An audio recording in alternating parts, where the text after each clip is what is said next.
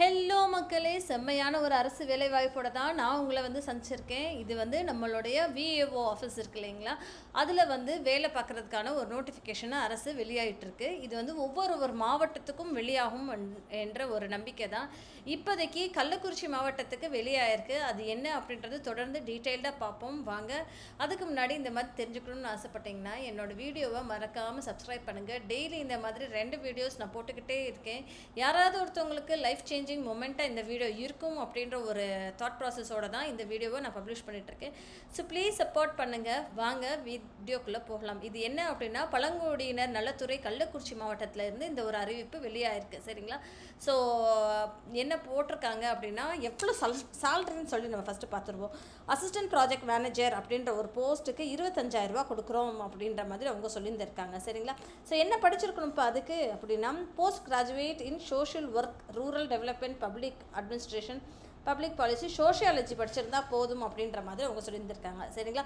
So assistant project manager 25,000 ரூபா சம்பளம், sociology படிச்சிருந்தா போதும் அப்படின்ற மாதிரி சொல்லியிருந்திருக்காங்க. ஒரே ஒருத்தவங்களை தான் வேலைக்கு எடுக்கிறதாக சொல்லியிருந்திருக்காங்க. சரிங்களா?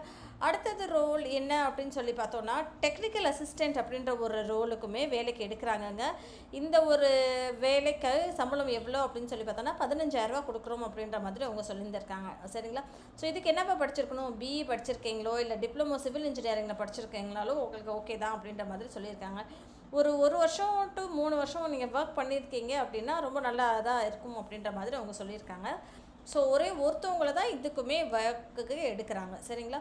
அடுத்த ஒரு ரோல் என்ன அப்படின்னா, எம்ஐஎஸ் அசிஸ்டண்ட் அப்படின்னு சொல்கிறாங்க. எம்ஐஎஸ் அசிஸ்டண்ட் அப்படின்றது இந்த ஒரு ரோலுக்குமே சம்பளம் எவ்வளோ அப்படின்னா 17,500 ரூபா. சரிங்களா? ஸோ இந்த 17,500 ரூபாய்க்கு நீங்கள் என்ன படிச்சிருக்கணும் அப்படின்னா, பேச்சுலர் டிகிரி முடிச்சிருக்கணும் கம்ப்யூட்டர் சயின்ஸில், இல்லை அப்படின்னா பிசிஏ முடிச்சிருக்கணும், இல்லைன்னா மேக்ஸ் ஆர் சிமிலர் டிசிப்ளினில் நீங்கள் பிசிஏ முடிச்சிருந்தாலும் ஓகே அப்படின்ற மாதிரி சொல்லியிருக்காங்க. கம்ப்யூட்டர் நாலேஜ் இருக்கணுன்றது எதிர்பார்க்குறாங்க. சரிங்களா?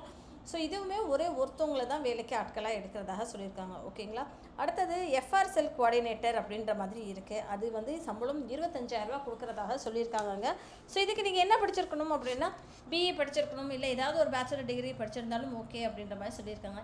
ஏதாவது ஒரு என்ஜிஓ செக்டரில் 1 வருஷம் நீங்கள் வேலை பார்த்துருக்கீங்க அப்படின்னா வரவேற்கத்தக்கது அப்படின்ற மாதிரியும் சொல்லியிருந்திருக்காங்க. 2 போஸ்டிங் வேக்கண்ட்டாக இருக்குங்க இதுக்கு. சரிங்களா மக்களே? ஸோ கடைசி என்ன அப்படின்னு சொல்லி பார்த்தோன்னா, பிளாக் ரிசோர்ஸ் பர்சன் அப்படின்னு சொல்கிறாங்க. பிஆர்பி அப்படின்ற ஒரு ரோலு.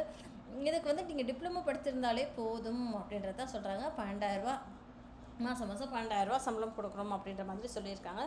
3 பேரை வேலைக்கு ஆட்களாக எடுக்கிறாங்க. அதாவது 3 போஸ்ட் வேக்கண்ட்டாக இருக்குது அப்படின்ற மாதிரி அவங்க சொல்லியிருந்திருக்காங்க. சரிங்களா?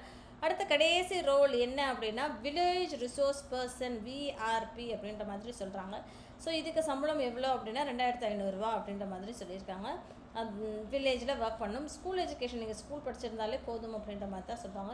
21 பேரை வேலைக்கு ஆட்களை எடுக்கிறாங்க. சரிங்களா? ஸோ டோட்டலாக எவ்வளோ வேகன்சிஸ் இருக்குது அப்படின்னு சொல்லி பார்த்தோன்னா 29 வேகன்சிஸ் இருக்குன்ற மாதிரி அவங்க சொல்லியிருந்திருக்காங்க. சரிங்களா? ஸோ நிபந்தனைகள் அப்படின்னா, முற்றிலும் தற்காலிகமானது அப்படின்றது தெளிவாகவே அவங்க சொல்லியிருக்காங்க. அதாவது கான்ட்ராக்ட் பேசிஸ் ஜாப் தாங்க இது. இந்த பதவி முற்றிலும் தற்காலிகமானது, எந்த ஒரு காலத்திற்கும் பணி நிரந்தரம் செய்யப்பட மாட்டாது, பணியில் சேர்வதற்கான சுய விருப்ப ஒப்புதல் கடிதம் அளிக்க வேண்டும் அப்படின்ற மாதிரி சொல்லியிருக்காங்க. சரிங்களா? ஸோ இது பர்மனன்ட் போஸ்ட் கிடையாது, என்றைக்குமே பெர்மனன்ட் ஆக்க மாட்டோம் அப்படின்றது தெளிவாகவே அவங்க சொல்லியிருக்காங்க. விண்ணப்பம் அனுப்ப வேண்டிய முகவரி அதாவது ஆஃப்லைன் தான். நீங்கள் தான் இன் பர்சன் போய் பார்த்து அவங்களுக்கு நீங்கள் கொடுக்கணும். சரிங்களா?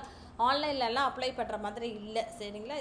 அது என்ன அப்படின்னா, விண்ணப்பம் அனுப்ப வேண்டிய முகவரி திட்ட அலுவலர், பழங்குடியினர் நலம், வெள்ளிமலை, கள்ளக்குறிச்சி அப்படின்ற மாதிரி அவங்க சொல்லியிருக்காங்க. சரிங்களா? ஸோ இந்த மாதிரி டீட்டெயிலாக தெரிஞ்சுக்கணும்னு ஆசைப்பட்டீங்கன்னா மறக்காமல் என்னோடய சேனலை சப்ஸ்கிரைப் பண்ணிக்கோங்க. அதே மாதிரி விண்ணப்பங்கள் சேர வேண்டிய கடைசி நாள் எப்படி அப்படின்னா 11/4/2025 அப்படின்ற மாதிரி சொல்லியிருக்காங்க. சரிங்களா மக்களே?